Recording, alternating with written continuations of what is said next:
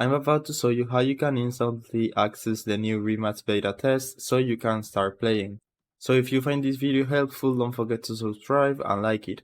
So as you probably know, Rematch has offered different beta tests, but you had to request a beta code for it, and to get that code you had to wait for several weeks or days until the code arrived your email. But now they have released an open beta test and it's very easy to access it. You can do it directly by going to Steam, then searching for Rematch right here, and you will see the option.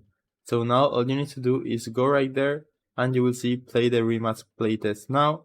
So as you can see, you have a message like this: you have been invited to play, click to install and get started. So basically now everyone can access to this beta. You just need to click on play now and the download will instantly begin. After you have the game downloaded, you just need to click the play button and you can start playing and enjoying Rematch completely for free. You can also invite your friends by clicking right here. As you can see, everyone will have 3 invites. So you can just click right there and send the invites to your friends and you can start playing with friends. So I hope it was helpful and thanks for watching.